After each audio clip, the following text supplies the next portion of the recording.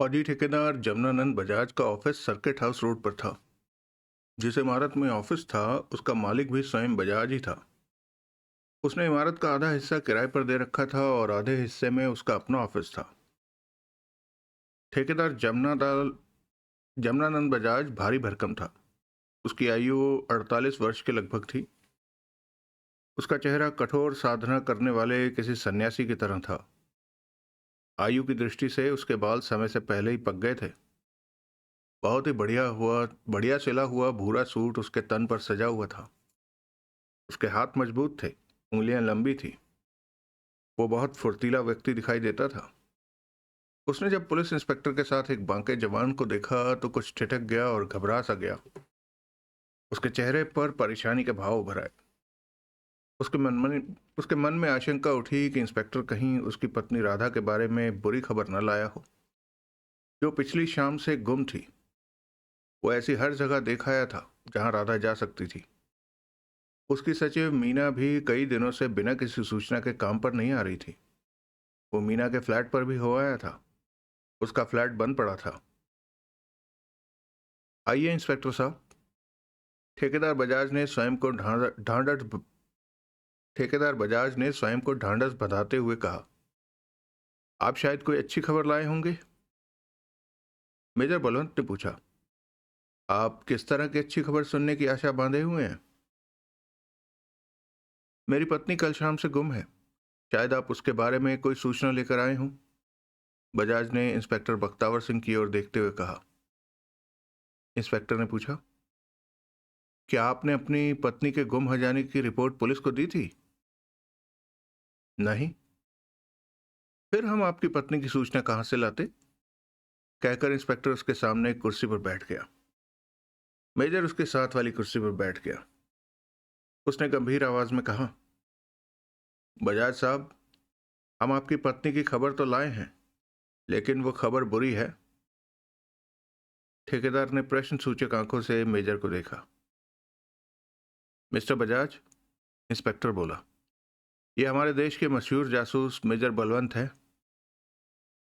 बजाज ने हैरानी से मेजर को देखा। वही मेजर बलवंत जो रेलवे इंजीनियर केशव चंद्र और सेठ ब्रह्मस्वरूप की हत्या के सिलसिले में यहां आए हुए हैं। आप क्या पूरी खबर लाए हैं। क्या मेरी पत्नी। कल रात आपकी पत्नी की हत्या कर दी गई। सेठ कांतिलाल दया भाई के मकान में उसकी लाश पाई गई। बजाज का चेहरा और भी लटक गया। उसके मुंह से निकला, मेरी पत्नी की हत्या कर दी गई। मेजर बोला, न केवल आपकी पत्नी बल्कि आपकी सेक्रेटरी मीना की भी हत्या कर दी गई। मखमली संदूक में मीना की लाश थी और संदूक के नीचे जमीन में आपकी पत्नी की लाश गड़ी हुई थी। ओह, लेकिन ये हुआ क्या। मेरी पत्नी और मीना का तो आपस में कोई संबंध नहीं था। मेरा तो कोई दुश्मन भी नहीं था।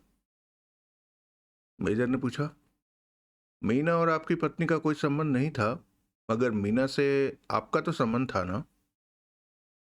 मीना से संबंध। बजाज बोला, वो मेरी पर्सनल सेक्रेटरी थी। मीना के बारे में आप और क्या कुछ जानते हैं। कुछ भी नहीं। वो मेरे यहां से जाकर क्या करती थी मुझे कुछ मालूम नहीं। बजाज ने उत्तर दिया। मीना आपके पास कब नौकर हुई थी। 1 वर्ष से कुछ ऊपर हो चला है। क्या मीना आपकी पत्नी से कभी नहीं मिली थी।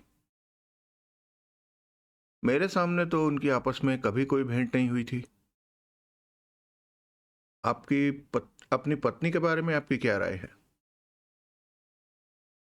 राधा मेरे बिना कभी घर से बाहर नहीं निकलती थी। वो पतिव्रता नारी थी। जहां भी जाती थी मेरे साथ ही जाती थी। न जाने कल शाम वो मुझे छोड़कर अकेली कहाँ चली गई। मुझे तो कुछ समझ नहीं आया। नौकरानी ने बताया कि बीबी जी अकेले गई थी। राधा उसे भी बताकर नहीं गई थी कि उसने कहाँ जाना था। क्या आपकी पत्नी को किसी ने फोन किया था। मेजर ने पूछा। नौकरानी ने कहा कि कोई फोन भी नहीं आया था। मिस्टर बजाज, मीना और आपकी पत्नी को साथ साथ मार डाला गया। इससे यह इशारा मिलता है कि हत्यारा एक ही है।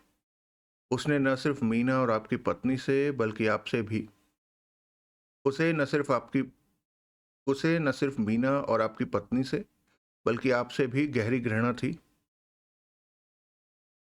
मैं आपको विश्वास दिलाता हूं कि मैं उस आदमी को नहीं जानता जिसे मेरे प्रति इतनी गहरी घृणा है कि जान से मार डालने पर उतारू हो गया। समझ नहीं आता कि जब मेरे प्रति इतनी ही घृणा थी तो उसने मीना बेचारी से क्यों बदला लिया। मुझसे लेना चाहिए था। मेरी पत्नी की एक सहेली है, प्रेमा धवन। वो एक अमीर विधवा है। पीस रोड के बंगला नंबर 116 में रहती है। उसे विधवा हुए 2 वर्ष हो चुके हैं। मैं उसे केवल 2 बार मिला हूं। उसे अपनी दौलत और सुंदरता पर बड़ा नाज है। मुझे तो वो नहीं भाई, लेकिन अपनी पत्नी को कार में प्रेमा धवन के घर अक्सर छोड़ आता था। वहां से ले भी आता था। मिसेस प्रेमा धवन से आपकी पत्नी का मेलजोल कब शुरू हुआ था? मेरी पत्नी राधा और मिसेस प्रेमा एक ही शहर की रहने वाली हैं, रामपुर की। वहां वे पड़ोसने रही थी। मिसेस प्रेमा की शादी राधा से पहले हुई थी, बजाज ने बताया। शादी किससे हुई? मेजर साहब, बुल्गारिया के एक इंजीनियर मिस्टर कॉस्टेल से। मिसेस प्रेमा के पिता भी इंजीनियर थे। दोनों मिलकर शुगर मिल खड़ी करा रहे थे। प्रेमा जरा पश्चिमी रंग में रंगी हुई थी। वो कॉस्टेलो से प्यार करने लगी। उसके पिता भी स्वतंत्र विचार के थे। इस तरह कॉस्टेलो से प्रेमा की शादी हो गई। कॉस्टेलो को भारत बहुत अच्छा लगा था। वो यहीं बस जाने की सोच रहा था। जब बुल्गारिया में उसका अमीर चाचा मरा तो कॉस्टेलो को बहुत सा धन मिला। कॉस्टेलो बुल्गारिया के एक ऐसे हिस्से का निवासी था जहां वर्षा घनघोर होती है। उसे रांची पसंद आया तो यहाँ चला आया। राधा का विवाह मेरे साथ हुआ तो वो भी रांची आ गई। इस तरह प्रेमा और राधा यहाँ पर इकट्ठी हो गई। मिसेस प्रेमा के पति कॉस्टेलो की मौत कैसे हुई? मेजर बलवंत ने पूछा। कॉस्टेलो को शिकार का बड़ा शौक था। हिरन का शिकार वो ज्यादा पसंद करता था। एक दिन जंगल में शिकार खेल रहा था कि एक रीछ ने उस पर ऐसा हमला किया कि भंभोड़ कर रख दिया। ये कहने के साथ ही बजाज की आवाज भर्रा गई। उसने आंखें झपकी तो 2 बूंद आंसू उसके गाल पर बह गए। मैं समझ नहीं सका कि राधा और मीना का दुश्मन कौन था, बजाज बोला। मिस्टर बजाज, हम जाकर मिसेस प्रेमा धवन से मिलते हैं, मेजर ने कहा। हमें आपकी पत्नी और सेक्रेटरी की हत्याओं का अपार दुख है। मेजर और इंस्पेक्टर उठ खड़े हुए। बजाज को उदास और शोकाकुल छोड़कर वे बंगले से बाहर आ गए। वे विचार विनिमय करते हुए जीप में पीस रोड पहुंच गए। मिसेस प्रेमा का बंगला बहुत ही शानदार था। उन्होंने वहां 2 कारें विचित्र हालत में देखी। एक कार बरामदे की सीढ़ी से टकराकर बरामदे के ऊपर चढ़ी हुई थी। उस कार की नंबर प्लेट कोई नहीं थी। दूसरी कार नहीं थी। वो जरा दूर हटकर खड़ी थी। गैरेज का दरवाजा खुला था और उसमें कोई इंपोर्टेड कार खड़ी थी। इंस्पेक्टर की जीप बरामदे के पास आकर रुक गई। उसने अगली कार पर नजर डाली तो उसके मुंह से निकल गया, ये क्या हुआ पड़ा है? कार बरामदे की सीढ़ियों पर कैसे चढ़ गई? मेजर ने भी देख लिया था। वो जीप पर से कूदते हुए बोला, मामला कुछ बेढब लगता है। उसने बरामदा पार करके सदर दरवाजे पर दस्तक दी। दरवाजा एक गोल मटोल नौकरानी ने खोला जो कि ठिगने कद की थी। उसने एक पुलिस अधिकारी के साथ अजनबी नौजवान को देखा तो सिर से पांव तक प्रश्न चिन्ह बन गई। क्या मिसेस प्रेमा धवन अंदर हैं? इंस्पेक्टर ने पूछा। जी हाँ, और डॉक्टर साहब भी, नौकरानी ने उत्तर दिया। डॉक्टर साहब? कौन डॉक्टर साहब? इंस्पेक्टर ने पूछा। क्या बताएं, बैठे बिठाए मुसीबत आ गई। एक नौजवान न जाने कहां से इस कार में आया। कार को वो रोक नहीं पाया और कार से बाहर गिरकर बेहोश हो गया। उसे बहुत तेज बुखार था। मैडम को डॉक्टर बुलाना पड़ा। तभी अंदर से किसी ने पुकारा, कौन है बिंदु? बिंदु ने पीछे की ओर मुंह फेर कर ऊंची आवाज में उत्तर दिया, मैडम, पुलिस अफसर आपसे मिलना चाहते हैं। पुलिस अफसर आए हैं? तब तो और भी अच्छा हुआ, अंदर लिवा लाओ उन्हें, मिसेस प्रेमा धवन ने कहा। आइए, बिंदु ने कहा और आगे आगे चल पड़ी। ठीक इसी समय एक छोटी सी कार मिसेस प्रेमा के बंगले के आगे से निकलकर रुक गई। कार के अगले हिस्से पर एक एरियल लहरा रहा था। कार में ड्राइविंग सीट पर जो व्यक्ति बैठा था उसने काला लिबास पहन रखा था। उसके सिर पर टोपी भी काले रंग की थी। टोपी उसकी आंखों तक खिंची हुई थी। उसके पास अगली सीट पर एक भयानक बुलडॉग बैठा था। कार में बैठे व्यक्ति ने अंदर लगे हुए रेडियो के 2 बटन घुमाए। वो कार रेडियो नहीं था, बल्कि वह गुप्त संदेश लेने देने का यंत्र था। उसमें से आवाज आई, क्या रिपोर्ट है? कार ड्राइवर ने उत्तर दिया, इंस्पेक्टर बख्तावर सिंह और मेजर बलवंत अभी अभी मिसेस प्रेमा धवन के बंगले में गए हैं। उन दोनों ने तुम्हें अपना पीछा करते हुए तो नहीं देखा? रेडियो सेट में से भर्राई हुई आवाज आई। नहीं। पीछा जारी रखना, जरूरत पड़े तो बुलडॉग का इस्तेमाल करना। मेजर या इंस्पेक्टर को यह पता ना लगे कि तुम उनका पीछा कर रहे हो। मैं पूरी तरह सावधान रहूंगा। Okay, wish you good luck. Car driver ने सेट अंदर कर लिया और वो कार को जरा और दूर ले गया। उधर इंस्पेक्टर और मेजर बंगले में प्रविष्ट हुए तो एक महिला उनकी ओर बढ़ी। यौवन में मदमाती उस महिला ने साटन का गाउन पहन रखा था। वो ये कहते हुए अगवानी के लिए पास आ पहुंची, नमस्ते इंस्पेक्टर साहब। फिर वो मेजर की ओर मुस्कुराकर देखते हुए बोली, हेलो। इसके बाद इंस्पेक्टर ने परिचय करवाया, नमस्ते मिसेस धवन, मेरे साथ हैं मेजर बलवंत, हमारे देश के महान जासूस। मेजर ने शिष्टता से हाथ जोड़कर कहा, नमस्ते। ओह, आप हैं मेजर बलवंत, कैसा संयोग है, मिसेस प्रेमा ने कहा। इस समय यहां आप जैसे जासूस की ही जरूरत थी।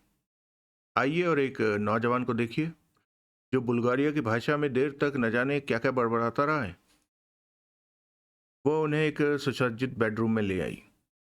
पलंग पर 28-29 वर्ष का एक गोरा चिट्टा युवक पड़ा था। उसकी आंखें बंद थी, मूछें बारीक और सुनहरी थी। उसकी भौहों के बाल भी सुनहरे थे। तन पर बहुत शानदार सूट था। डॉक्टर ने अपना बैग बंद करते हुए आगंतुकों पर नजर डाली।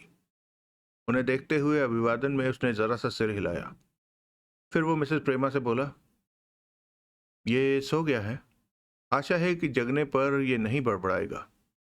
जो जो बड़बड़ाया है वो मैं एक कागज पर लिखता रहा हूं। अब यह भेद इंस्पेक्टर साहब खोलें कि ये नौजवान कौन है और यहाँ क्यों आया है। इंस्पेक्टर और मेजर उसकी बात सुनकर हैरान रह गए। डॉक्टर हाथ हिलाकर विदा लेता हुआ चला गया। मेजर ने पूछा, प्रेमा जी, क्या इसी नौजवान को लेकर आपने कहा था कि यहाँ एक जासूस की जरूरत है? जी हाँ, आइए, इसे यहाँ जरा टिक जाने दें। हम लोग ड्राइंग रूम में चलकर बैठते हैं। ये तो मैं नहीं जानती कि आप मेरे यहाँ कैसे पहुंच गए, लेकिन ड्राइंग रूम में चलकर मैं ये बताना चाहती हूँ कि ये नौजवान यहाँ कैसे पहुंचा। ड्राइंग रूम में बैठकर मेजर ने इंस्पेक्टर के हाथ से वो कागज ले लिया। उसने प्रेमा को एक बार सिर से पैर तक देखा। प्रेमा का कद लंबा था, उसके बाल हल्के सुर्ख थे, होठों का रंग भी गुलाबी था, आंखें नीलाभ थी, बदन की रंगत गुलाबी थी। प्रेमा की आंखों में कुछ ऐसी चमक थी जिसे देखने वाला भूल नहीं सकता था। ड्राइंग रूम राजसी प्रभाव डालने वाला था। मिसेस प्रेमा बोली, आप शायद विश्वास न करें, कभी कभी ऐसा सुयोग आ बनता है कि इधर दिल ने चाहा और उधर सुन ली गई। मैंने चाहा था कि काश कोई पुलिस अधिकारी या कोई जासूस यहां आ निकले, और आप आ गए। उस नौजवान के बारे में आपने ऐसा चाहा था? मेजर ने पूछा। जी हाँ, 2 घंटे पहले की बात है। बरामदे में मैंने एक धमाका सुना। मैं और मेरी नौकरानी बिंदु दौड़कर बाहर पहुंची। हमने एक कार खड़ी देखी जो सीढ़ी से टकराकर बरामदे में चढ़ आई थी। उस मर्सिडीज कार में से वो नौजवान निकला जिसे आप देख आए हैं। कार का इंजन बंद करके जैसे ही वो बाहर निकला, गिर पड़ा। बुखार में वो भुन रहा था। मैं और बिंदु उसे सहारा देकर अंदर ले आई। वो बुल्गेरियाई भाषा में बड़बड़ा रहा था। मैं तुम्हें एक दिन जान से मार डालूंगा। कहाँ है वो? हमने उसे बेडरूम में ले जाकर पलंग पर लिटा दिया। फिर वो बड़बड़ाया, शालिमा, तुम्हें फैसला करना होगा। इसके बाद उसकी आवाज़ धीमी पड़ गई। बाद में वो हिंदुस्तानी में बोलने लगा था, लेकिन वो बातें मैं समझ नहीं पाई। बाद में वो मीना का नाम भी लेता रहा। मेजर ने उसकी बात सुनकर डॉक्टर का दिया हुआ कागज खोला। कागज पर कई वाक्य और वाक्यांश लिखे हुए थे जो अजनबी नौजवान बड़बड़ाता रहा था। वो वाक्य कुछ इस तरह थे। तुम मिली, तुम्हारा सिर कटा हुआ था। तुम मिली तो कहाँ मिली? क्या तुम सुन नहीं रही हो? वो भौंक रहा है। वो तुम्हारी गर्दन चबा जाएगा। मुंह मोड़कर खड़े हो जाओ वरना मैं तुम्हारा बदन छलनी कर दूंगा। तुम शैतान की बेटी हो। मैं बड़ा जालिम हूं। शैतान से मैं नहीं डरता। मेजर ने डॉक्टर के हाथ का लिखा कागज पढ़कर मिसेस प्रेमा की ओर बढ़ा दिया और बोला, ये बड़े अजीब वाक्य हैं और रहस्यमयी भी हैं। क्या आप उस बुल्गारियाई नौजवान को जानती हैं? आपके पतिदेव भी तो बुल्गारिया के थे। क्या वो नौजवान कभी आपके पतिदेव से मिलने आया था? नहीं, मैंने उसे पहली बार देखा और हैरान रह गई कि वो मेरे ही बंगले में क्यों आया। प्रेमा जी, आपने अभी अभी कहा था कि जब वो युवक कार से निकलकर गिर पड़ा तो वो शालिमा का नाम लेकर बड़बड़ा रहा था कि उसे फैसला करना ही होगा। बाद में उसने मीना का नाम भी लिया। हाँ मेजर साहब, मुझे उसका ये वाक्य याद है। क्या आप मीना को जानती हैं, जो आपकी सहेली राधा के पति की सेक्रेटरी थी? मेजर ने पूछा। मैंने राधा के मुंह से मीना का नाम सुना था। वैसे मैं उससे कभी मिली नहीं थी, मिसेस प्रेमा ने उत्तर दिया। प्रेमा जी, आप तो जानती ही होंगी कि राधा का दुश्मन कौन था। प्रेमा बोली, राधा सचरित्र और पतिव्रता नारी है। वो पर पुरुष की तरफ आंख भी नहीं उठाती। हाँ, अपने पति की ओर से उपेक्षा की शिकायत जरूर करती रही है। राधा की ये शिकायत है कि उसे अपने पति से उतना प्यार नहीं मिलता जितना प्यार की किसी औरत को जरूरत होती है। ये सुनकर मेजर के होंठ गोल हो गए। कुछ पल सोचकर उसने कहा, प्रेमा जी, आपकी सहेली राधा और उसके पति की सेक्रेटरी मीना की कल रात एक साथ हत्या कर दी गई है। ओह! मिसेस प्रेमा का हाथ उसके मुंह तक चला गया। फिर भी हल्की सी चीख होंठों से निकल ही गई। उसकी आंखों में आंसू भर आए और पलकें भीग गई। वो जरा बैठी हुई आवाज में बोली, वो कौन था जो राधा जैसी औरत की हत्या कर सकता था? यही जानने की तो हम कोशिश कर रहे हैं। ठीक इसी समय एक कुत्ते के भौंकने की आवाज आई। क्या आपने कोई कुत्ता भी पाल रखा है?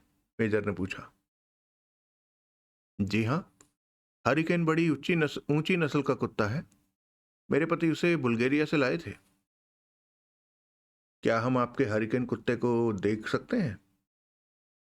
क्यों नहीं, कहकर मिसेस प्रेमा ने ऊंची आवाज में पुकारा, बिंदु, ओ बिंदु, हरिकेन को मेरे पास ले आओ। हरिकेन अपनी मालकिन की आवाज सुनकर फिर भौंका।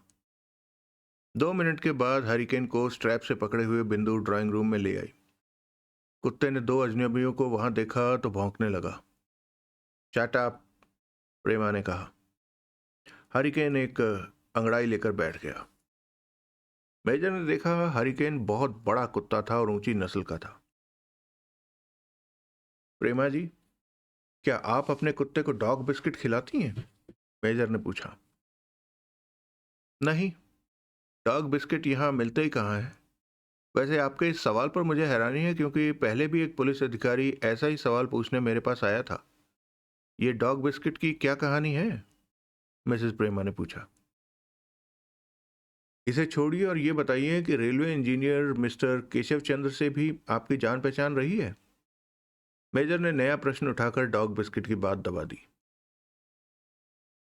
वही केशव चंद्र जिसे 3-4 दिन पहले मार डाला गया? मिसेस प्रेमा ने पूछा। जी हाँ, वही। यह कहकर मेजर ने अपनी आंखें प्रेमा के चेहरे पर जमा दी। वो ये जानने को उत्सुक था कि मृतक केशव चंद्र का नाम सुनकर प्रेमा प्रेमा के चेहरे पर क्या प्रतिक्रिया होती है। मिसेस प्रेमा के चेहरे पर किसी प्रकार का विशेष भाव नहीं उभरा। उसने सहज आवाज में उत्तर दिया, मैं उस केशव चंद्र को बिल्कुल नहीं जानती थी। आश्चर्य है कि आप उस बुल्गारियाई नौजवान को भी नहीं जानती जो आपके ही बंगले में पहुंचा। मेजर ने यह कहकर कुछ सोचा, फिर स्वयं बोल उठा, ठीक है, हम ही ये जानने की कोशिश करते हैं कि वो कौन है। आपने अभी उसकी तलाशी तो नहीं ली होगी? उसकी कार के अंदर भी शायद नहीं झांका होगा? नहीं। इंस्पेक्टर साहब, आप सोए हुए अजनबी नौजवान की जेबें टटोलिए, जरा आराम से। मैं बरामदे में जाकर उसकी कार की तलाशी लेता हूं। मेजर ने उठते हुए कहा। हरिकेन फिर भौंकने लगा। नो हरिकेन, मिसेस प्रेमा ने कहा। बिंदु, इसे ले जाओ। बिंदु हरिकेन को लेकर चली गई। मेजर सदर दरवाजे की ओर बढ़ा। इंस्पेक्टर बेडरूम की ओर चल पड़ा, जहां बुल्गारियाई नौजवान सोया पड़ा था। मेजर बरामदे में पहुंचा तो मिसेस प्रेमा भी उसके पीछे चली आई। वो ये देखना चाहती थी कि देश के इस यशस्वी जासूस में ऐसी क्या विशेषता है कि हर जबान पर इसकी चर्चा है। मेजर ने कार को देखा, जिसकी नंबर प्लेट गायब थी। वो कार के खुले पड़े दरवाजे में से ड्राइविंग सीट पर जा बैठा। अगले हिस्से में 2 खाने थे। किसी खाने से भी कोई कागज पत्र ना निकला। लाइसेंस और बीमा के कागजात भी नहीं थे।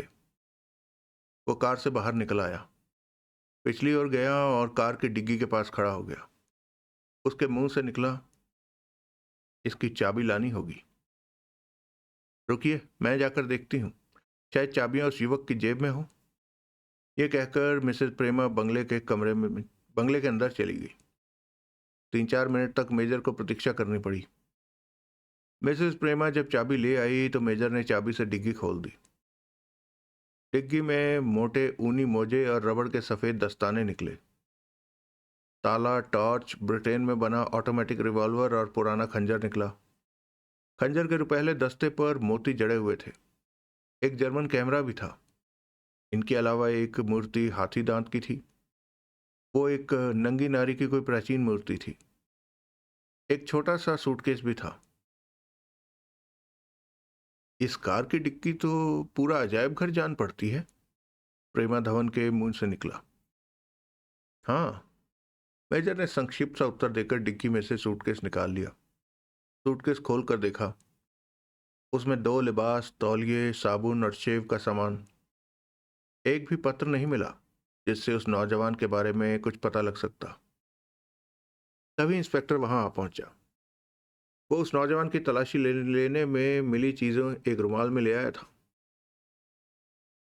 रुमाल में उस नौजवान का पर्स था, गोल्ड फ्लैग सिगरेट का पैकेट था, सिगरेट लाइटर था और साधारण सा रुमाल था। पर्स में क्या है? मेजर ने पूछा। पर्स में 1260 रुपए 40 पैसे हैं। इस रकम के सिवा कुछ भी नहीं है, इंस्पेक्टर ने बताया। मेजर ने इशारा करते हुए कहा, मुझे इन सभी चीजों में से हाथी दांत की मूर्ति ही काम की चीज दिखाई दी है। ये एक प्राचीन मूर्ति है, नंगी नारी की मूर्ति। मूर्ति किसी सुंदरी की है मूर्ति किसी सुंदरी की है, वह भी विशालकाय। आप कैसे कह सकते हैं कि ये प्राचीन मूर्ति है? मिसेस प्रेमा ने पूछा। प्रेमा जी, मूर्ति नंगी जरूर है, मगर इसके गले और कलाइयों पर जो आभूषण हैं पुराने जमाने की याद दिलाते हैं। हाथी दांत घिसा हुआ है। ये बातें सिद्ध करती हैं कि मूर्ति प्राचीन है। इंस्पेक्टर साहब, आप इसे अजायब घर के क्यूरेटर के पास ले जाइए। शायद वही इस मूर्ति की प्राचीनता पर कुछ रोशनी डाल सके। शेष सारी चीजें अपने अधिकार में ले लीजिए। नौजवान का आता पता तो तभी मालूम हो सकेगा जब वो होश में आएगा। दोपहर को मैं अजायब घर के क्यूरेटर से मिल लूंगा। नौजवान की ये सभी चीजें इंस्पेक्टर ने छोटे से सूटकेस में बंद कर दी। मेजर ने वहां से चलने से पहले मिसेस प्रेमा से कहा, अजनबी नौजवान होश में आ जाए तो मुझे होटल रंगशाला में फोन कर दीजिएगा। फिर वो इंस्पेक्टर की ओर मुड़कर बोला, आप अपनी जीप में प्राचीन मूर्ति लेकर क्यूरेटर के पास जरूर जाइएगा। मुझे फोन पर यह भी बताने का कष्ट उठाइएगा कि क्यूरेटर अपनी जांच कब पूरी कर लेगा और मुझसे कब मिल सकेगा। मैं आपको जीप में होटल रंगशाला छोड़ दूंगा और तब क्यूरेटर को मिलने चला जाऊंगा। इंस्पेक्टर ने उससे साग्रह कहा। अच्छी बात है, चलिए। मेजर जीप में बैठ गया। उधर बंगले के बाहर छोटी सी कार खड़ी थी जिसकी ड्राइविंग सीट पर एक स्याहपोश बैठा था। उसके साथ ही बुलडॉग बैठा था। स्याहपोश ने कुत्ते के हाथ पर पीठ फेरते हुए ध्वनि यंत्र चालू कर दिया। दूसरी ओर से आवाज आई, रिपोर्ट दो। आवाज भर्राई हुई थी। इंस्पेक्टर बख्तावर सिंह ने सूटकेस अपने पास ले रखा है। मेजर बलवंत भी इंस्पेक्टर की जीप में है। दोनों साथ साथ वापस जा रहे हैं। दोनों का पीछा करो। दूसरी ओर से आदेश मिला। सूटकेस प्राप्त करो। वो अभी बंगले में है ना? उसे अस्पताल तो नहीं पहुंचाया गया? नहीं।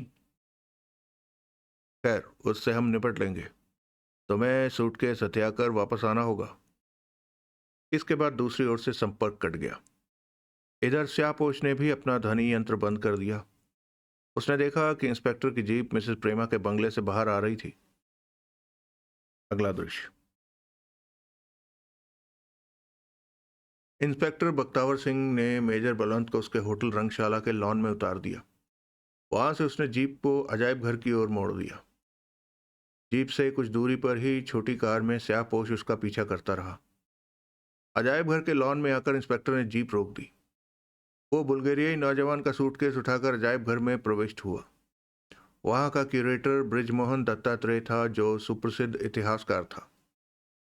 वो अपने कार्यालय में नहीं था। पता लगा कि फ्लू से छुटकारा पाकर क्यूरेटर दत्तात्रेय अपने मकान में आराम कर रहा था। इंस्पेक्टर ने उसका पता ठिकाना नोट किया और बाहर आकर जीप में सवार हो गया। जिस कार में स्याहपोश और बुलडॉग बैठे थे, वो फिर से चल पड़ी और इंस्पेक्टर की जीप का पीछा करने लगी। क्यूरेटर के बंगले में इंस्पेक्टर आधे घंटे तक रहा। वहीं से उसने मेजर बलवंत को फोन किया कि क्यूरेटर बृजमोहन दत्तात्रेय शाम 4:30 बजे तक अपनी जांच पूरी कर लेगा। इसके बाद वो मकान से बाहर निकला। पीछा करने वाली छोटी सी कार अब कहीं दिखाई न दी। अगला दृश्य। जिस समय इंस्पेक्टर का फोन आया उस समय मेजर बलवंत अपने जासूस साथियों की रिपोर्ट सुन रहा था। मालती ने कहा, सर्किट हाउस रोड के डाक खाने से हमें पता चला है कि पिछले 1.5 साल से मिसेस प्रेमा को कलकत्ता से वीपीबी द्वारा एक पार्सल हर महीने भेजा जाता है। मिसेस प्रेमा ने पोस्टमास्टर को निर्देश दे रखा है कि पार्सल उसके बंगले पर ना पहुंचाया जाए, बल्कि जब पार्सल आए तो फोन पर केवल सूचना दे दी जाए। वो किसी को भेजकर अपना पार्सल छुड़वा लिया करती है। भाई खूब, अनोखी सूचना है ये, मेजर के मुंह से निकला। फिर उसने पूछा, कलकत्ता से हर महीने आने वाला पार्सल डाकखाने से कौन लाता है? एक भारी भरकम औरत लाती है जो बहुत सुंदर है। वो अक्सर एक बुलडॉग के साथ आती है और डाकखाने से पार्सल छुड़ा ले जाती है, सुनील ने बताया। महीने की कौन सी तारीख को कलकत्ता से पार्सल आता है? मेजर ने पूछा। नियमानुसार हर महीने की 14 तारीख को आता है। इस महीने का पार्सल आ चुका है और वही भारी भरकम औरत ले जा चुकी है, सुनील ने बताया। सोनिया बोली, मतलब ये कि अगले महीने की 14 तारीख को उस भारी भरकम औरत से मुठभेड़ हो सकती है? मेजर ने कहा, 1 महीने तक उसका इंतजार कौन करेगा? क्या तुम ये पूछ आए हो कि पार्सल कितना बड़ा होता है? जितना बड़ा 4 किलो के वनस्पति घी का होता है, सुनील ने उत्तर दिया। क्या डाकखाने के लोग जानते हैं कि वो भारी भरकम औरत कहां से आती है? मेजर ने पूछा। वो कह देती है कि मिसेस प्रेमा धवन के बंगले से आई हूं। सोनिया ने उत्तर दिया। मेजर ने आश्चर्य से कहा, वो मिसेस प्रेमा के बंगले से बुलडॉग के साथ आती है तो बुलडॉग कहाँ गया? मिसेस प्रेमा का कुत्ता तो अल्सेशियन नस्ल का है। मिसेस प्रेमा के बंगले में किसी लंबी चौड़ी सुंदरी को हम तो देख नहीं पाए। जैसा इशारा तुम कर रही हो वैसी एक मूर्ति तो देखी है। वो विशालकाय सुंदरी एक प्राचीन मूर्ति है। उसके गले और कलाइयों में जेवर भी पुराने युग के थे। प्रश्न यह उठता है कि हजारों वर्ष पहले की औरत जीवित कैसे हो उठी? उसका मिसेस प्रेमा से क्या संबंध हो सकता है? आपने ऐसी मूर्ति कहाँ देखी? मालती ने पूछा। मेजर ने अपने साथियों को ठेकेदार बजाज से भेंट के बाद मिसेस प्रेमा के बंगले में जाने और वहां विचित्र कार केस की घटना सुना दी। हाथीदांत की मूर्ति के बारे में सुनकर सबको हैरानी हुई। मेजर ने अब तक के घटनाक्रम को नए सिरे से सोचना शुरू किया। वो बोला, इस समय तक रांची में 4 हत्याएं हो चुकी हैं।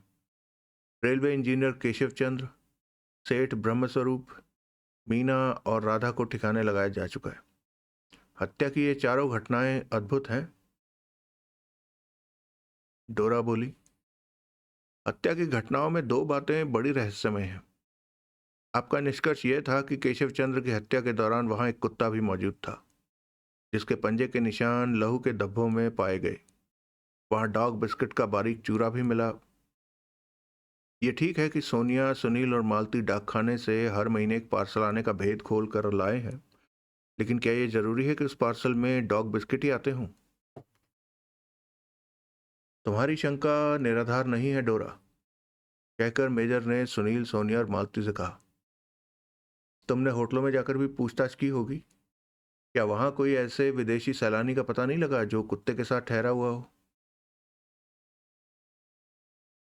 लंबे समय से यहां किसी होटल में किसी विदेशी सैलानी के आकर ठहरने की सूचना नहीं मिली, मालती ने बताया।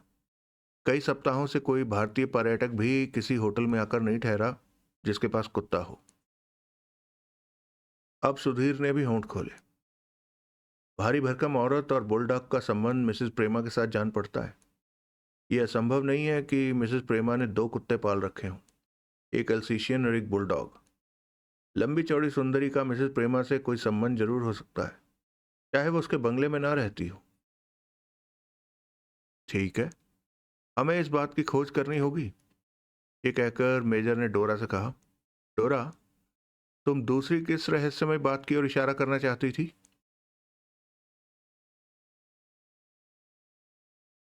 मीना और राधा की लाशें सेठ कांतिलाल दया भाई के मकान में क्यों पहुंचाई गई? मीना की लाश मखमली संदूक में क्यों रखी गई? राधा की लाश उस संदूक के नीचे मिट्टी में क्यों गाड़ दी गई? सेठ कांतिलाल के मकान में लाशें और संदूक पहुंचाने में दुश्मन ने जो भारी कष्ट उठाया, उस सब की क्या जरूरत थी? डोरा ने कहा। बड़े पते की बात कही तुमने, मेजर ने कहा। वैसे इस केस में बहुत सी बातें महत्वपूर्ण हैं। एक नौजवान दौलतराम अपनी बहुत सी परेशानियों से घबराकर रांची में अपने मित्र केशव चंद्र के पास आया। वो अपने मित्र के साथ पेरिस जाना चाहता था। जैसे ही वो मित्र के घर पहुंचा, मित्र को उसने लहू में लथपथ मरा पाया। खून के धब्बों में कुत्ते के पंजे के निशान थे और डॉग बिस्किट का चूरा बिखरा हुआ था। इंस्पेक्टर बख्तावर सिंह के कथनानुसार केशव चंद्र के कमरे में जालसाज रघुवर दयाल की उंगलियों के निशान पाए गए। हालांकि रघुवर दयाल कब का मर खप चुका है। ये पहेली नंबर 1 है। मेरी समझ में पहेली नंबर 2 ये है कि दौलत राम ने अपने दोस्त के बंगले के पास एक ऐसे आदमी को देखा था जो सहमा हुआ था और जिसका रुमाल रक्त रंजित था। केशव चंद्र की हत्या के दौरान मीना उस बंगले के पिछवाड़े में मौजूद थी और गिरजाघर के क्लर्क के कथनानुसार वह भयभीत थी। मालती ने क्रम बढ़ाते हुए कहा। बिल्कुल ठीक, यही पहेली नंबर 2 है, मेजर बोला। पहेली नंबर 3 ये है कि फकीर शरफू शाह क्वालिटी रेस्टोरेंट में दौलत राम को चिट्ठी देने आया। चिट्ठी में दौलत राम पर आरोप लगाए गए थे और उसे धमकी दी गई थी कि वो 15 दिनों तक रांची में रहे। ऐसी ही चिट्ठी सेठ ब्रह्मस्वरूप को लिखी गई थी। उसमें भी सेठ पर आरोप लगाकर धमकी दी गई थी कि वो भी 15 दिनों तक रांची से बाहर न जाए। सेठ को इस होटल में रहते हुए 10 दिन बीत चुके थे। उसे दौलत राम के हाथी दांत की चांदी की छुरी से मार डाला गया। इंस्पेक्टर को बैरा रामचंद्र पर शक हुआ। बैरे को हिरासत में ले लिया गया तो फकीर शरफू शाह बैरे की पत्नी को लिफाफा देने गया। लिफाफे में 1,000 रुपए थे। ये रकम उसे क्यों दी गई?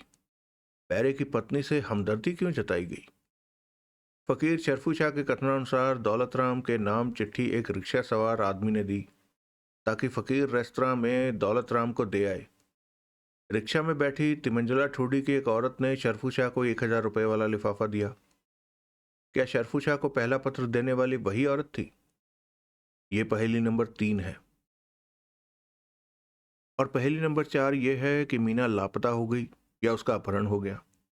मीना ने अपनी सहेली अंगदा को पत्र लिखवाया कि उसके नाम अगर कोई पत्र या पार्सल आए तो सती मंदिर रोड की 8वीं गली में देवकी के मकान तक पहुंचा दे। अंगदा और मीना का मंगेतर मिलकर देवकी के मकान पर पहुंचे तो मीना वहां नहीं थी। अंगदा ने देवकी को बताया कि मीना खतरे में है।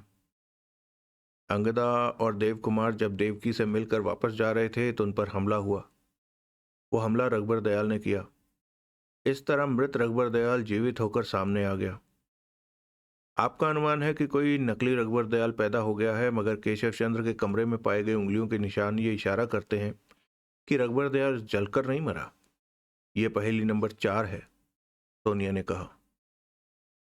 सुनील ने घटना का क्रम जोड़ते हुए कहा, इनके साथ साथ पहेली नंबर 5 ये है कि मीना के नाम आया हुआ एक पत्र और लिफाफे में भेजी गई सेठ ब्रह्म स्वरूप की फोटो कोई क्यों हथियाना चाहता था? मीना और रघुवर दयाल के बीच क्या संबंध हो सकता था? मीना के नाम सेठ ब्रह्म स्वरूप की फोटो भेजने का क्या अर्थ हो सकता था? सुधीर बोला, मेरी राय में छठी पहेली यह है कि मीना अचानक लापता होकर कहाँ गई। फौजी ठेकेदार बजाज की पत्नी राधा को घर से कैसे बाहर निकाला गया? मीना और राधा का परस्पर क्या रिश्ता था? दोनों की एक ही साथ हत्या क्यों की गई? दोनों की लाशें सेठ कांतीलाल दया भाई के बंगले में एक साथ क्यों ले जाई गई? मीना की लाश मखमल से मढ़े संदूक में क्यों रखी गई? अंतिम पहेली और जोड़ लीजिए। वो पहेली भी आश्चर्यजनक है। राधा की मिसेस प्रेमा से गाड़ी छनती थी। मिसेस प्रेमा ने एक बुल्गेरियाई इंजीनियर के साथ शादी की। 7वीं पहेली यह है कि जिस बुल्गेरियाई नौजवान को मिसेस प्रेमा जानती नहीं थी वो उसी के बंगले में क्यों आया? वो वहां पहुंचा तो मूर्छावस्था में क्यों बड़बड़ाता रहा? वो एक ऐसी कार में क्यों आया जिस पर नंबर प्लेट नहीं थी? कार में या नौजवान की जेब में से लाइसेंस क्यों नहीं निकला? उसकी कार की डिग्गी में से अनोखी चीजें क्यों निकली? इनसे भी महत्वपूर्ण सवाल यह है कि मूर्छा में बड़बड़ाता हुआ वो मिसेस प्रेमा के पास ही क्यों पहुंचा? वो रास्ते में भी तो कार दुर्घटना कर सकता था। डोरा की इन शंकाओं को ध्यान में रखते हुए मेजर बलवंत बोला, हमने इस केस की सभी पहेलियों को क्रम से अपने सामने रख लिया। अब हमें यह सोचना है कि इन पहेलियों को किस क्रम से सुलझाया जाए। मालती ने कहा, मेरे विचार में इस समय एक चीज की बहुत जरूरत है। वो क्या? सोनिया ने पूछा। मेजर मुस्कुराकर बोला, सोनिया, तुम मालती का इशारा नहीं समझी। ये शेर सुनना चाहती है। मालती हंसने लगी। अच्छा मालती, तुम शेर सुनना चाहती हो तो सुनो, कहकर मेजर ने शेर पढ़ा। घर में एक मेहमान है, मेहमान के मेहमान साथ, गिड़गिड़ाती रही बीवी कि भगवान दे निजात। वंडरफुल। अब तो आपके शेर तलवार की तेज धार बनते जा रहे हैं। सुनील ने प्रशंसा करने में पहल कर दी। खैर साथियों, मेजर बलवंत ने कहा, इस केस की पहेलियों पर ध्यान देने के बाद 3 जरूरी काम हमारे सामने आते हैं। पहला काम यह है कि मैं और सोनिया पहले अजायब घर के क्यूरेटर से मिलेंगे और तब मिसेस प्रेमा के पास जाएंगे। प्रेमा से हम ये जानने की कोशिश करेंगे कि क्या उसके पास कोई बुलडॉग भी है। वो लंबी चौड़ी सुंदरी कौन थी जो बुलडॉग लेकर डाकखाने के पार्सल लाती रही? डोरा, ये लो मेरी डायरी, इसमें मिसेस प्रेमा के फोन का नंबर लिखा है। उसे फोन करके पूछो कि जो बुल्गेरियाई नौजवान उसके बंगले में बेहोश पड़ा था क्या वो होश में आ चुका है। डोरा ने मिसेस प्रेमा को फोन किया। उसे बताया गया कि बुल्गारियाई नौजवान अभी सोया पड़ा था। मेजर बोला, सुधीर, तुम और डोरा जाकर दौलत राम से मिलो। वो अपने कमरे में होगा। याद रहे कि उसे रांची से बाहर न जाने की धमकी दी जा चुकी है। उसे रांची से चल पड़ने के लिए तैयार करो। उसे ये इशारा करो कि तुम बाजार जाओ। रांची के मर्द और औरतों के स्थानीय लिबास हासिल करो। सुनील और मालती भी स्थानीय पहनावे में तुम्हारे साथ उस डब्बे में रहेंगे जिसमें दौलत राम यात्रा करेगा। तुम्हें चौकन्ने होकर यह देखना होगा कि दुश्मन अपनी धमकी को पूरा करता है या नहीं। तुम्हारा काम यह होगा कि दुश्मन अपने इरादे में कामयाब ना हो पाए। यह भी मालूम करना होगा कि दुश्मन है कौन। डोरा और सुधीर उठकर दौलत राम के कमरे की ओर चल दिए। मेजर ने अब सुनील और मालती की ओर देखते हुए कहा, तुम जाकर फौजी ठेकेदार बजाज की निगरानी करो। ये जानने का यत्न करो कि पत्नी की हत्या से उस पर क्या प्रतिक्रिया हुई है। सुनील और मालती भी चले गए। सोनिया शायद इसी अवसर की ताक में थी। वो लपक कर मेजर की गोद में आ गिरी। दोनों कक्ष के दरवाजे की ओर बढ़ गए।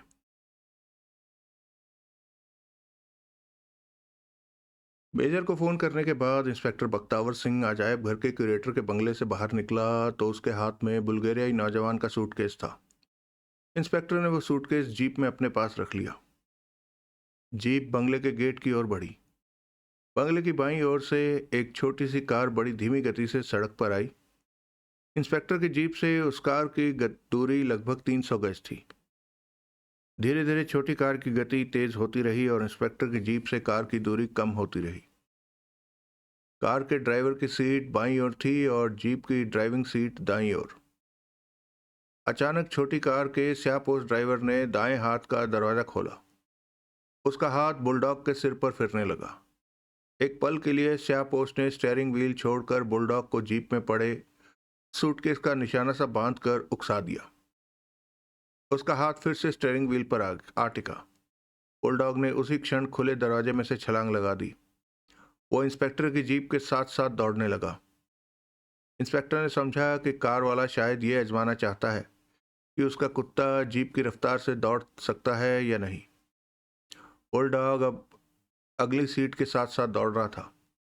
इंस्पेक्टर ने यह भी देखा कि कुत्ते के अगले दाहिने पैर का पंजा दूसरे पंजे की अपेक्षा अधिक मोटा है। वो अभी कुत्ते के मोटे पंजे की बाबत सोच ही रहा था कि बुलडॉग उछला। इंस्पेक्टर की कनपट्टी से कोई चीज टकराई और उसकी आंखों के आगे अंधेरा घिरने लगा। स्टीयरिंग व्हील से उसका हाथ छूट गया। छोटी कार अब जीप के दाहिने हाथ से बराबर आ पहुंची थी। स्यापोश ने हाथ बढ़ाकर जीप का स्टीयरिंग व्हील थाम लिया। इंस्पेक्टर को पता ही न चला कि उसकी कनपट्टी से क्या चीज आ टकराई थी। उसे कोई पीड़ा नहीं हुई थी, फिर भी वह अचेत होता जा रहा था। उसकी आंखें मुंदी जा रही थी। बुलडॉग अपनी दौड़ में आगे निकल आया। वो मुड़कर दूसरी ओर दौड़ता हुआ जीप में कूद गया। उसने सूटकेस का हैंडल अपने चौड़े मुंह में दबा लिया और सूटकेस उठाकर जीप में से कूद गया। कूदते समय सूटकेस उसके मुंह से छूटकर गिरा, लेकिन अगले ही क्षण उसने फिर से हैंडल मुंह में दबाया और उसे घसीटता हुआ दौड़ने लगा। स्यापोश ने जीप का स्टीयरिंग व्हील बाएं हाथ में पकड़ रखा था। इंस्पेक्टर का शरीर पीछे की टेक से आ लगा था। उसकी आंखें खुली थी, लेकिन वो ऐसा अनुभव कर रहा था जैसे उसकी जेवा जमकर रह गई हो और शरीर सुन्न हो गया हो। स्यापोश ने अपनी कार की गति धीमी कर दी। जीप की रफ्तार पहले ही धीमी पड़ रही थी क्योंकि एक्सेलरेटर पर इंस्पेक्टर के पांव का दबाव कम होता गया था। कार का भिड़ा हुआ दरवाजा स्यापोश ने दायां हाथ बढ़ाकर खोल दिया। वो जानता था कि सूटकेस उठाए हुए बुलडॉग कार में नहीं कूद सकता था। स्यापोश ने दाहिना पैर दरवाजे की ओर बढ़ाकर सूटकेस के हैंडल में अपने जूते की नोक फंसा दी और सूटकेस अंदर खींच लिया। उसके बाद बुलडॉग भी कार में आ बैठा। स्यापोश ने जीप का स्टीयरिंग व्हील अब भी थाम रखा था। बुलडॉग जैसे ही कार में बैठ चुका, स्यापोश ने जीप और कार के स्टीयरिंग व्हील को साथ साथ मोड़ दिया। कुछ कारें सड़क पर से गुजरी। उन कारों में बैठे लोगों ने यही समझा कि जीप खराब हो गई और उसे टो करके ले जाया जा रहा है। स्यापोश जीप को अजायब घर के क्यूरेटर के बंगले तक ले आया। बंगले का गेट खुला था। उसने जीप का स्टीयरिंग व्हील छोड़ दिया। पगडंडी पर जीप कुछ गज की दूरी तक लड़खड़ाती हुई गई और पगडंडी के किनारे पेड़ों में जा घुसी। एक पेड़ के तने से टकराकर जीप रुक गई। जीप का इंजन धीरे धीरे शांत हो गया। अपनी कार को वो स्याहपोश बंगले के पीछे ले गया। क्यूरेटर अपने बंगले के अध्ययन कक्ष में हाथी दांत की मूर्ति की जांच कर चुका था। उसकी मेज पर एक चिमटी और एक छोटा सा पेचकस पड़ा था। नग्न और देवकाय सुंदरी की वह मूर्ति खोल चुका था। उस मूर्ति के 3 हिस्से थे। एक हिस्सा कूलों तक था, दूसरा हिस्सा गर्दन का और तीसरा हिस्सा चेहरे और सिर का। मूर्ति के 2 हिस्सों से कोई अनोखी चीज न निकली। क्यूरेटर ने अब सिर के हिस्से पर ध्यान दिया। वो समझ गया कि सिर का हिस्सा पेचीदगियों से भरा है। देखते ही देखते उसकी आंखें धातु की एक पत्ती पर अटक गई। वो पत्ती सिर के आधे हिस्से में दिखाई दी। पत्ती में 4 छेद थे। क्यूरेटर अपनी सफलता पर मुस्कुरा दिया। वो समझ गया कि उन चारों छेदों में छोटे छोटे पेच लगे हुए थे। वो उठकर अलमारी में से बहुत ही छोटा सा पेचकस निकाल लाया। बारी बारी से उसने चारों छेदों में पेचकस डालकर बहुत छोटे छोटे पेच निकाले। वो पेंच भी हाथी दांत के थे। पेंच निकलते ही मूर्ति का सिर और चेहरा खुल गया। क्यूरेटर की आंखें चकाचौंध होकर रह गई। सिर के हिस्से में से हीरे की अंगूठी निकली। वो छल्ले के आकार की थी और मोटी थी। उसके ऊपर के हिस्से पर एक नाम खुदा हुआ था। क्यूरेटर के मुंह से निकल गया, दुर्लभ, बेजोड़, अनुपम, बहुमूल्य। क्यूरेटर मंत्रमुग्ध नेत्रों से हीरे की अंगूठी की ओर देखता रहा। अपनी इस खोज पर वह झूम सा उठा। अचानक उसे न जाने क्या सूझा। वो हीरे की अंगूठी लेकर बेडरूम में गया और जब लौटा तो उसके हाथ खाली थे। उसने मूर्ति को दोबारा जोड़ना शुरू कर दिया। जब वो सिर के तीसरे हिस्से को जोड़ चुका था तो उसने संतोष की सांस लेते हुए अंगड़ाई ली। ठीक इसी क्षण वो चौंक गया। उसने एक जानवर की चीख सुनी। ये चीख सामने की दिशा से नहीं आई थी। उसके कान गवाही दे रहे थे कि ये चीख उसके बंगले के पिछवाड़े से आई थी। चीख दबी हुई थी, फिर भी भयानक थी। अगला दृश्य। उस चीख को सुनकर क्यूरेटर परेशान सा हो गया। जानवर की ऐसी चीख शायद तभी सुनाई देती है जब आसपास कहीं मौत होने वाली होती है। ये चीख दोबारा सुनाई दी और इस बार बंगले के पिछवाड़े के पास से उभरी। क्यूरेटर के बदन में डर की झुरझुरी सी दौड़ गई। बेचैनी में वो उठा और बंगले के पिछवाड़े चला गया। वहां उसे कोई भी दिखाई न दिया। वो 3-4 मिनट तक पिछले बरामदे में खड़ा आहट लेता रहा। उसके बाद वापस अपने अध्ययन कक्ष में आ खड़ा हुआ। उसने मूर्ति को उठाकर देखा कि वो ठीक से जुड़ी थी या नहीं। वो मूर्ति को हाथ में लिए घूम रहा था कि उसकी कनपट्टी पर जोरदार चोट पड़ी। कि आंखों के आगे तारे नाचने लगे। आंखों की पुतलियों की चमक धुंधली पड़ती गई और तत्काल उसने महसूस किया कि उसकी आंखें दीवार की ओर टिकी हुई पथराई जा रही थी। वो यह ना देख सका कि एक अजीब सा पतला हाथ किसका था जो उसके पीछे से मेज पर आया और उसने मूर्ति उठा ली। हाथ उसके पीछे लौटा तो दोबारा आगे ना आया। कुछ पल बाद ही क्यूरेटर बड़बड़ाने लगा, जंगल, जंगल में भूतों का नाच। उसका चेहरा तमतमा उठा। इस हद तक उसका चेहरा लाल भभूका हो गया था जैसे वह तेज बुखार में भुना जा रहा हो। एक पल चुप रहकर वह तेज तेज बड़बड़ाने लगा, ताबूत, ताबूत में मुर्दा, चुड़ैल महारानी। वो इसी तरह बड़बड़ा रहा था कि एक टैक्सी में से सोनिया और मेजर बलवंत गेट के पास उतरे। टैक्सी ड्राइवर का किराया चुकाकर वो बंगले की पगडंडी पर बढ़ चले। सोनिया की नज़र पेड़ों के झुंड पर पड़ी तो वो चौंक कर बोली, अरे, ये तो इंस्पेक्टर बख्तावर सिंह की जीप है। ये कहकर उसने मेजर के कंधे पर हाथ रखकर दूसरे हाथ से जीप की ओर इशारा किया। अरे हाँ सोनिया, जीप तो उसी की है, मगर यहाँ पेड़ों के झुंड में क्या कर रही है? कहकर मेजर तेज तेज चलता हुआ जीप के पास पहुंच गया। सोनिया भी दौड़ती हुई उसके पीछे चली आई। इंस्पेक्टर साहब, मेजर पुकार उठा, इंस्पेक्टर साहब। उसने अगली सीट पर बेसुध लुढ़के हुए इंस्पेक्टर बख्तावर सिंह का कंधा झंझोड़ा। हूं की आवाज खींचकर इंस्पेक्टर बड़बड़ाने लगा, तालाब, जलपरी, काला देव। मेजर ने फिर उसे कंधे से झंझोड़ते हुए कहा, इंस्पेक्टर साहब होश में आइए। इंस्पेक्टर ने कोई उत्तर न दिया। सोनिया ने जीप में झांकते हुए कहा, इंस्पेक्टर साहब का चेहरा तो लाल भभूका हो रहा है। मेजर ने इंस्पेक्टर के गाल पर हथेली का उल्टा हिस्सा छुआकर देखा और बोला, इंस्पेक्टर का बदन तो बुरी तरह तप रहा है। बुखार 105 दर्जे से कम नहीं होगा। आओ इसे जीप में निकालकर बंगले में ले चले, तब फोन करके डॉक्टर को बुला लेंगे। इंस्पेक्टर को जीप से निकाल लिया गया। मेजर ने कहा, तुम अंदर जाकर क्यूरेटर से कहो कि फोन करके जल्दी से डॉक्टर को बुलवा ले, मैं इंस्पेक्टर को लाता हूं। सोनिया बंगले की ओर चली। मेजर ने इंस्पेक्टर को कंधे पर लादा और जीप में झांका। वो सोचने लगा कि सूटकेस कहाँ गया। बुल्गेरियाई नौजवान का सूटकेस इंस्पेक्टर के पास था और वो जीप में ही होना चाहिए था। तभी इंस्पेक्टर बड़बड़ाने लगा, पहाड़ की चोटी, बर्फानी प्रेत, हिम यति, यति दौड़ रहा है, यति के दांतों में अप्सरा। मेजर भी बड़बड़ा उठा, अरे ये तो बुल्गेरियाई नौजवान की तरह बड़बड़ा रहा है। उसे कंधे का बोझ और भी भारी लगने लगा। वो जल्दी से बंगले की ओर बढ़ा। अभी वो बरामदे के पास पहुंचा ही था कि उसे सोनिया को घबराहट में आते हुए देखा। बंगले में क्यूरेटर भी होश गंवाए पड़ा है, सोनिया ने पास पहुंचकर बताया। इंस्पेक्टर की तरह उसका चेहरा भी लाल भभूका हो रहा है। बुखार में उसका भी तन बदन जल रहा है और वो भी बड़बड़ा रहा है। क्यूरेटर की कनपटी पर से त्वचा कुछ नुची हुई है और वहां लाल सुर्ख दाग सा बना हुआ है। मेजर और भी जल्दी जल्दी आगे बढ़ा। सोनिया ने उसे आगे चलते हुए राह दिखाई। दोनों एक बेडरूम में पहुंचे। इंस्पेक्टर को पलंग पर लिटा दिया गया। सोनिया ने इंस्पेक्टर की बाईं कनपटी देखी, फिर दाईं। उसने दाईं कनपटी के एक हिस्से की ओर उंगली से इशारा करते हुए कहा, इंस्पेक्टर की कनपटी से भी चमड़ी नीची हुई है।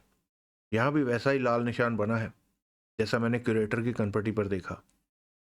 ये कहकर सोनिया मेजर का हाथ थामे उसे अध्ययन कक्ष में ले आई। क्यूरेटर कुर्सी पर बैठा था। उसका सिर कुर्सी की टेक पर टिका हुआ था और जरा सा दाएं को झुका हुआ था। वो खींच खींच कर सांसें ले रहा था। सोनिया, ड्राइंग रूम में चलो, टेलीफोन डायरेक्टरी में से देखकर किसी अच्छे डॉक्टर को बुलवा लो। दोनों ड्राइंग रूम में पहुंचे। मेजर ने स्वयं डायरेक्टरी में से डॉक्टरों के नाम पढ़े। मेरा विचार तो यह है कि आप पुलिस डॉक्टर को बुलवा लें, सोनिया ने कहा। उसे 3-4 कर्मचारियों के साथ बुलवाइए ताकि क्यूरेटर और इंस्पेक्टर के इलाज के साथ साथ बंगले की निगरानी भी कराई जा सके। मेजर उसकी सम्मति पर इतना संतुष्ट हुआ कि उसने जल्दी से बोला, बहुत ही अच्छी राय दी है तुमने। पुलिस का डॉक्टर ही आकर बता सकेगा कि क्यूरेटर और इंस्पेक्टर का इलाज यहीं हो या इन्हें अस्पताल ले जाए। यह कहकर उसने इंस्पेक्टर बख्तावर सिंह के पुलिस स्टेशन फोन किया। दूसरी ओर से किसी ने कहा, पुलिस स्टेशन, मैं मेजर बलवंत बोल रहा हूं। ओह आप, मैं सार्जेंट शिवराम हूं। सार्जेंट, इंस्पेक्टर बख्तावर सिंह और अजायब घर का क्यूरेटर इस समय सख्त बीमार है। दोनों को तुरंत डॉक्टरी सहायता मिलनी चाहिए। पुलिस डॉक्टर से कहें कि अपने कुछ कर्मचारियों को लेकर यहाँ पहुंच जाए। मैं अजायब घर के क्यूरेटर के बंगले से बोल रहा हूँ। और फिर थोड़े शब्दों में क्यूरेटर और इंस्पेक्टर की हालत बता दी ताकि डॉक्टर वैसा ही डॉक्टरी प्रबंध करके आए। पुलिस डॉक्टर के आने तक मेजर और सोनिया ने अध्ययन कक्ष का निरीक्षण किया। मेज पर मेजर ने एक चिमटी और 2 छोटे छोटे पेचकस देखे। सोनिया की भी दृष्टि मेज पर गई तो उसने चकित होकर कहा, ये औजार यहाँ क्यों पड़े हैं? सोनिया, मैं समझता हूँ इंस्पेक्टर ने जो मूर्ति क्यूरेटर को दी थी उसी को क्यूरेटर ने इन औजारों से देखा होगा कि इस पर हमला कर दिया गया।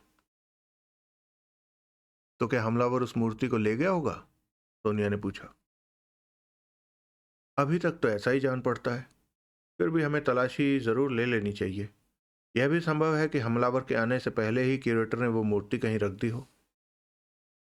क्यूरेटर के अध्ययन कक्ष और बेडरूम में की जल्दी जल्दी तलाशी ली गई। मूर्ति उन्हें कहीं भी नजर न आई। उन्होंने समझ लिया कि हमलावर उस मूर्ति को ले जा चुका है। अध्ययन कक्ष में लौटकर मेजर ने क्यूरेटर की कनपटी को ध्यानपूर्वक देखा। सोनिया ने पूछा, क्यूरेटर की कनपटी का मांस नुचा हुआ क्यों है? मेजर ने बताया, जान पड़ता है कि किसी दांतेदार चीज से चोट लगाई गई है। मेजर का ध्यान क्यूरेटर के कनपटी के लाल दाग पर केंद्रित था। त्वचा के नुचे हुए हिस्से पर उसे श्वेत रंग के पाउडर की धूल सी दिखाई दी। उसके होंठ गोल हो गए। वो सीटी बजाता हुआ बेडरूम की ओर चल पड़ा जहां इंस्पेक्टर बख्तावर सिंह पड़ा था। इंस्पेक्टर की कनपटी पर भी वैसा ही लाल दाग था। नुची हुई त्वचा में कहीं कहीं सफेद पाउडर जैसी धूल भी थी। मेजर फिर अध्ययन कक्ष में आ गया। वो हमलावर के कदमों के निशान खोजने लगा। अध्ययन कक्ष में गलीचा बिछा हुआ था। वहां किसी के कदमों के निशान कैसे नजर आते? मेजर मेज की ओर बढ़ा। क्यूरेटर के सामने मेज की चमकीली सतह पर उसे हल्की सी खराशें पड़ी हुई दिखाई दी। वो खराशें पेचकस की नहीं थी। मेजर ने झुककर उन खराशों की बारीकी से जांच की। उसके होंठ फिर से गोल हो गए। सोनिया ने पूछा, आपको मेज पर क्या नजर आया? मेज पर अजीब सी खराशें हैं। मुझे लगता है कि हमलावर कोई मनुष्य नहीं था, मेजर ने कहा। सोनिया के मुंह से आश्चर्य में निकला, हमलावर मनुष्य नहीं था? ठीक इसी समय बंगले के बरामदे में मोटर गाड़ी के रुकने की आवाज आई। मालूम होता है कि पुलिस का डॉक्टर आ गया, सोनिया बोली।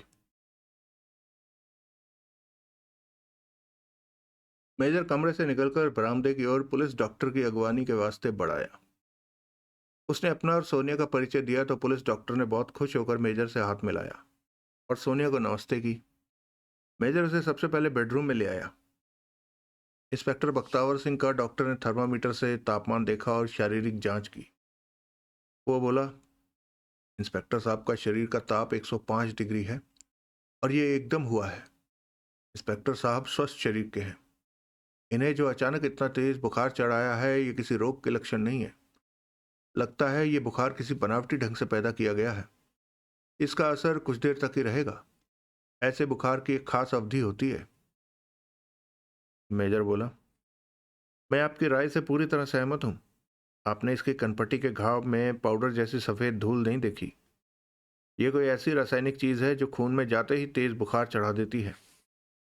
पुलिस डॉक्टर ने सुना तो मेजर का मुंह ताकने लगा। वो मेजर की दूरदर्शिता का लोहा मान गया। उसने नश्तर की नोक से घाव के आसपास की धूल उठाई, फिर अपने बैग में से कोई तरल पदार्थ निकाला। नश्तर की नोक उस तरल पदार्थ की शीशी में डुबो दी। सफेद तरल पदार्थ का उसी पल रंग बदल गया। डॉक्टर के मुंह से निकला, ओह, ये तो सांप के विष से तैयार किया हुआ पाउडर है। ये खून में पहुंचते ही शरीर का ताप बढ़ा देता है। डॉक्टर साहब, अब आप चलकर क्यूरेटर को भी एक नजर देख लीजिए, मेजर ने आग्रह किया। पुलिस डॉक्टर ने अध्ययन कक्ष में पहुंचकर क्यूरेटर को भी देखा और यही राय दी कि इंस्पेक्टर की तरह क्यूरेटर को भी नकली बुखार चढ़ाया गया है। इसके साथ यह भी रहस्योद्घाटन किया कि कनपटी पर आप नुचे हुए मांस का निशान देख रहे हैं ना, यह किसी निराली ही चीज से पैदा किया गया है। मेजर ने कहा, डॉक्टर साहब, मेरे अनुमान से हमलावर ने खून में यह विष पहुंचाने के वास्ते किसी टीबिया जैसी चीज का इस्तेमाल किया होगा जो दांतदार हो। डॉक्टर को हैरानी हुई कि मेजर बलवंत कितनी पैनी दृष्टि रखता है। डॉक्टर साहब, आपके पास खुर्दबीन है? मेजर ने पूछा। हाँ है, अभी देता हूं, कहकर डॉक्टर ने अपना बैग खोला और अपना खुर्दबीन निकालकर मेजर को दे दी। मेजर ने खुर्दबीन से पहले कनपटी के घाव को देखा, फिर मेज पर पड़े खराशों की जांच की। खुर्दबीन डॉक्टर को लौटाते हुए उसने कहा, मेज पर खराशें किसी बहुत नुकीली चीज से बनी हुई हैं। ऐसे रहस्यों को आप ही उगाड़ सकते हैं, कहकर डॉक्टर ने खुर्दबीन को बैग में रख दिया और सिरिंज निकाल ली। उसमें कोई इंजेक्शन भरने लगा। डॉक्टर साहब, क्यूरेटर और इंस्पेक्टर को अस्पताल ले जाने की जरूरत तो नहीं है? नहीं, इन्हें केवल आराम की जरूरत है। दोनों यहां भी आराम कर सकते हैं। कुछ कांस्टेबल मेरे साथ आए हैं, वो इन दोनों की निगरानी पर रहेंगे, कहकर डॉक्टर ने चकित स्वर में पूछा, आप कुछ समझ पाए हैं इस कौतुक को? मेजर बोला, मैं तो विश्वास के साथ कह सकता हूं कि इंस्पेक्टर साहब पर जब हमला हुआ तब ये अपनी जीप में थे। जीप ऐसी जगह है जहां जाते समय टकरा नहीं सकती। आते समय टकराने का कारण भी अभी स्पष्ट नहीं हो पाया। इतना मैं निश्चय से कह सकता हूं कि इंस्पेक्टर साहब पर हमला किसी इंसान ने नहीं किया। खैर, आप अपनी जरूरी कार्रवाई निपटा लीजिए, हमें अभी एक और जगह पहुंचना है। मेजर और सोनिया क्यूरेटर के बंगले से निकल आए। वो मिसेस प्रेमा से मिलना चाहते थे।